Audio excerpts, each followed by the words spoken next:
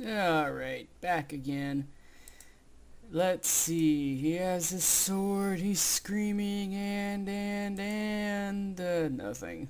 Got, bird head looking dark, and the god hand's like, ooh, magnificent! Like, they admire it. I think he can stand up with all those injuries. Fascinating. Yeah, no shit. Wow. They're actually giving him credit here. Like willpower, fighting spirit, hatred. So they know that this is what the hell? Extreme hatred towards the god hand propping him up.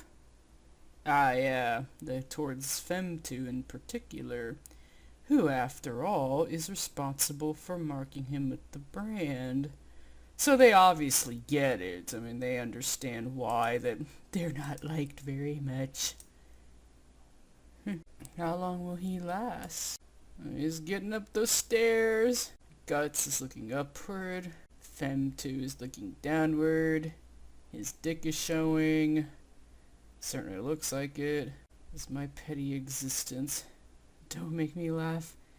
You're where you are now thanks to this petty Well, you're not the only one, though. Thanks to me, who's fighting an army of the dead because of you. Thanks to me, who's writhing around in my own blood. Oh. Well, you see, Guts, he is like a godly being, so... But he keeps calling him Griffith, like he's not saying Femtu. Oh dear. He's looking down. Eyes wide. He's basically still saying you're nothing. Oh god, no. Guts is so pissed. Yeah, and Guts is Puck, he's wondering what happened, but yeah, I think that's kind of obvious. He will find out. Yep. Oh, Guts is getting up there. He's getting up there, up the stairs. He's swinging. Swing. Oh no. Swung and then, yeah, swung. I think Guts knows his own brand. Oh my god, like he is just gushing out blood. So what's happening here is he's describing what happens to Branded when they deal with demons. Like you feel not that bad, but you know they're around. But the greater the demon, the greater the pain. And if it's God Hand, it could actually kill it could kill you. Oh damn. Oh Guts, his eyes are rolling in his head, obviously in pain. Oh, he's still trying to swing. And Griffith is just standing there. Oh noes. They think he's finished. Even Void's all like, oh, damn. He even looks sad here. I can't tell though, because his eyes are sewn shut, and it's like he's nothing but a skull with a giant brain.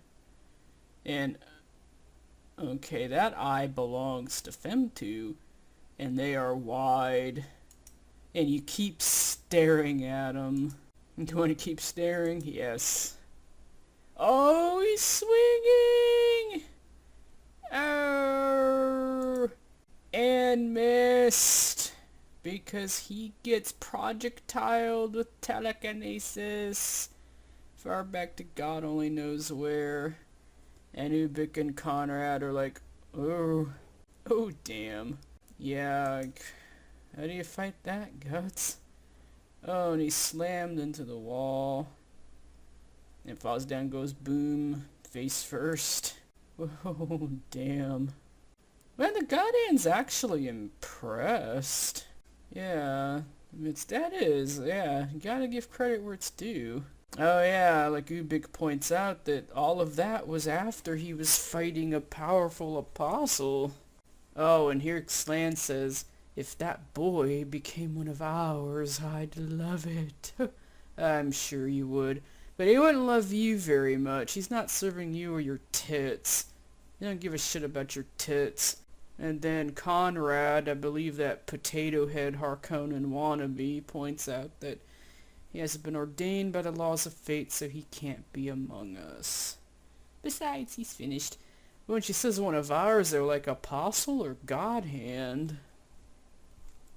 Wouldn't matter, because pretty sure Guts isn't interested in you. And then there's Fem too. He's looking. You can tell he is. And,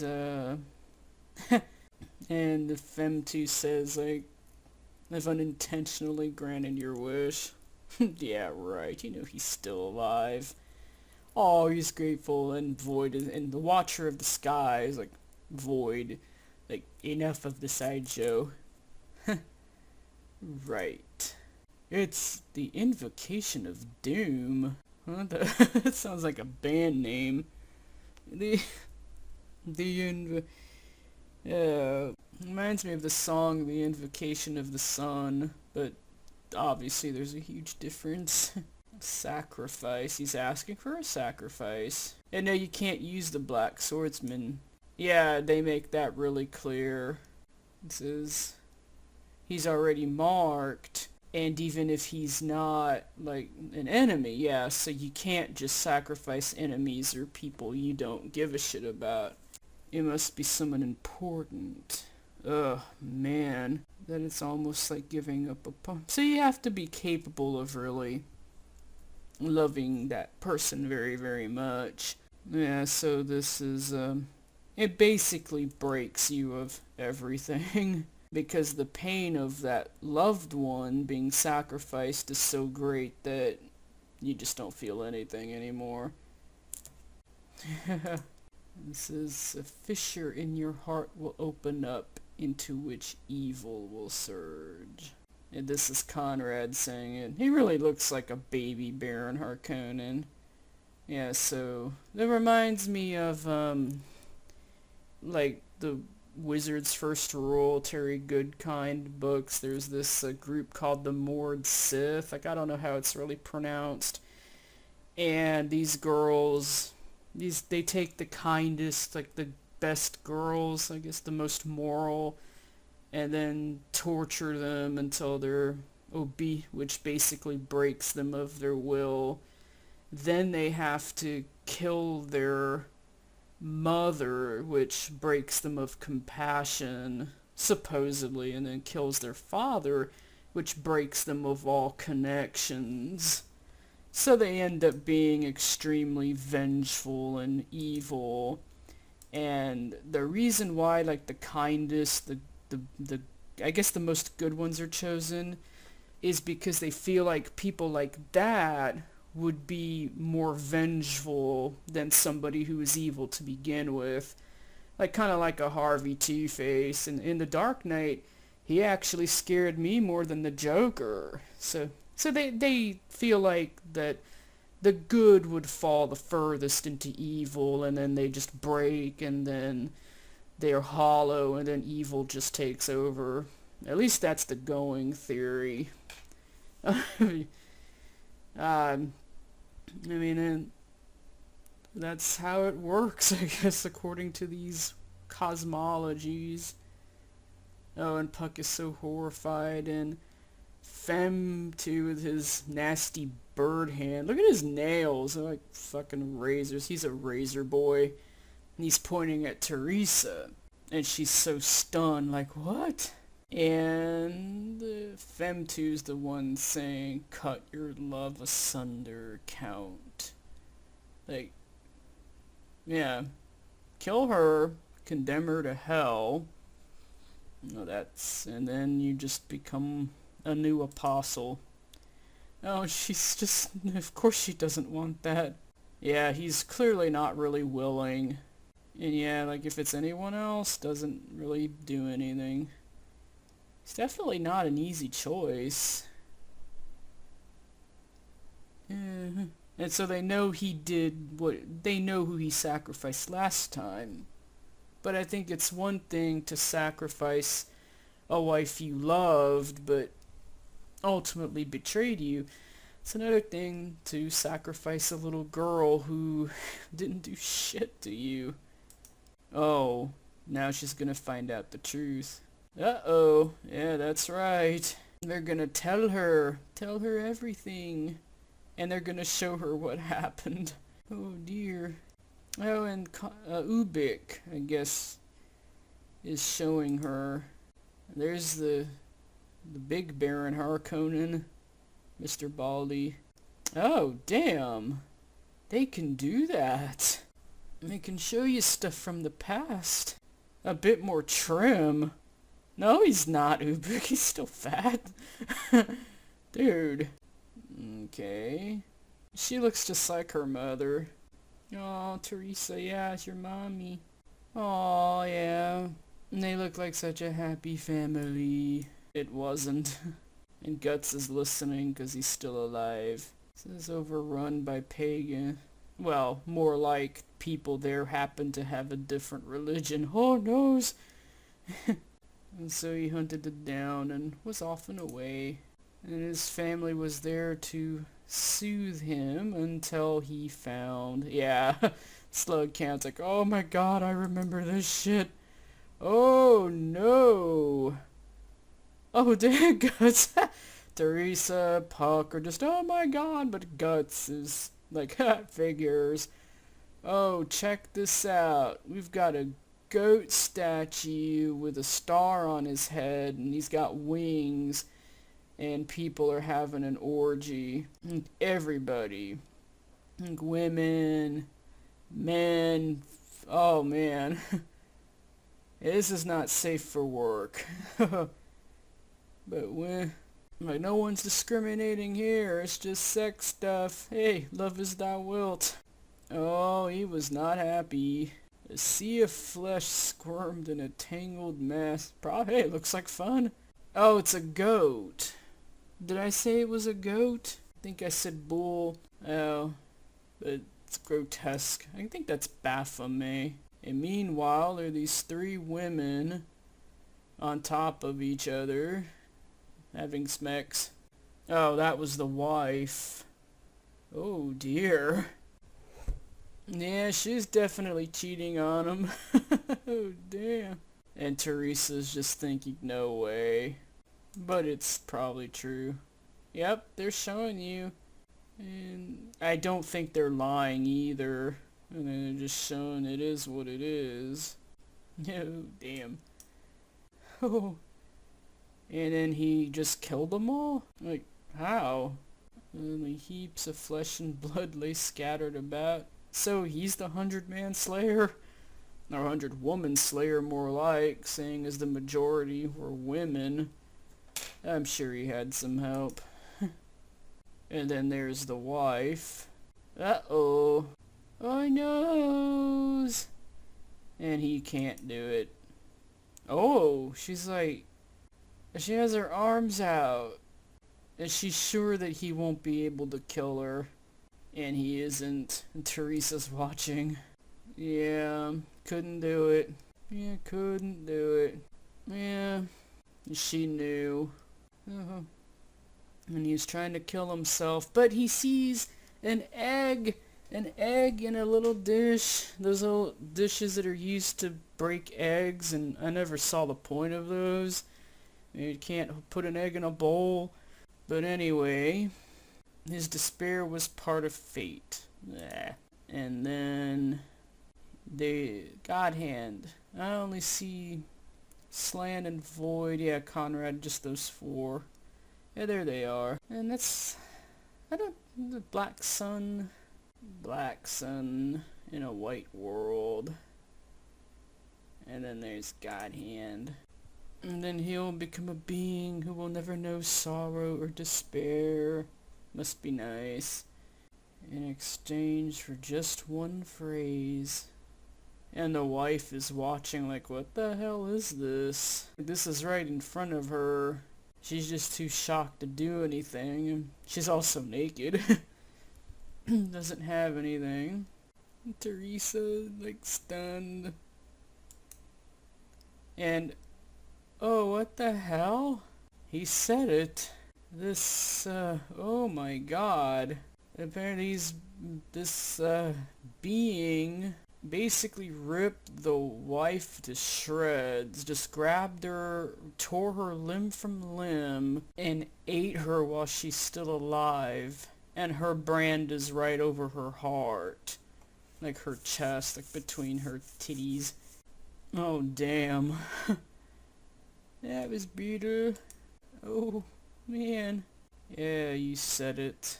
Offered the life you couldn't take by your own hand.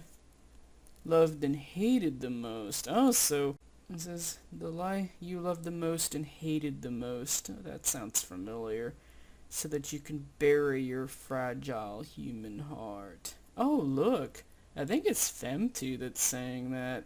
Yeah, I think you can relate, can't you? So, just love is not necessary. Like, maybe someone you're ambivalent towards, but you still love them. They could count as a sacrifice, too. You can transcend your very humanity. And it's heading to Teresa. Oh, noes. And it's heading your way. Uh-oh. Wait. Void has some real long arms. Damn. Yeah, oh, yikes. And Guts is still struggling. Says all he needs is his arm. Heal him, basically. Do it now. Do it now. So Guts is still...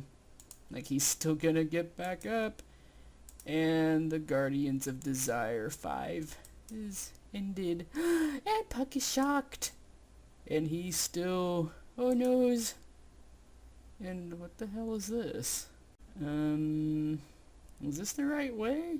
It looks like a flashback here. I can't tell if I'm... wait a minute. Yeah, the pages are right. They're in order. I'm guessing it's a flashback, because we have someone here. Guts is on a pile of corpses. Yeah, he's alive. And of course a very lovely looking knight. Warrior. I know who it is. Yeah, Guts has the luck of the devil. Wish I did. Then I could play bingo more. Aw, looky. Like, he's holding out his hand and Guts takes it. The hell? I don't really... see, I'm flying blind here, so I don't really know if this is in order or not. But I remember this scene from the anime. Martyrdom for a merciless god. What a waste. Yeah. Now I'm thinking of Cersei. Well, of course they have no mercy. That is why they're gods. On the battlefield, the life of a common soldier isn't worth a single piece of silver. I tried telling that to their families. In today's world, most people's lives and subject... oh wait, damn it, I misread that, god damn it. In today's world, most people's lives are subject to the whims of a handful of nobility and royalty, just like now. Of course, even a king himself can't live exactly as he pleases. Well, yeah, it's because of politics and and you might want to just avoid rebellion, so that's true. Oh, it's a nice looking picture of Griff. We are all at the mercy of a great tide. Fate, fate, shut up. But then again, in those days, a lot of people were really fatalistic, because they didn't know any better. And we all disappear in the end. Our lives spent never even knowing who we were. Well, maybe if you had an identity crisis, I guess. It's pretty here. Like a little shadow against the light sky. And Guts is just quiet. In life, unrelated to one's social standing or class as determined by man, there are some people who by nature are keys who set the world in Nah. I never trusted those people. They are the true elite. Says who? As dictated by the golden rule of the... yeah, well, I don't give a shit. Yeah, I don't buy it. And quite honestly, like, this shit by nature, like, give me a break. You know, that I always thought that was a cop-out. Like, quite frankly. I mean, like, you can't claim... I don't know if he's ever talked about personal responsibility, but you can't talk about that and then say, oh, well, it's the golden rule of the universe.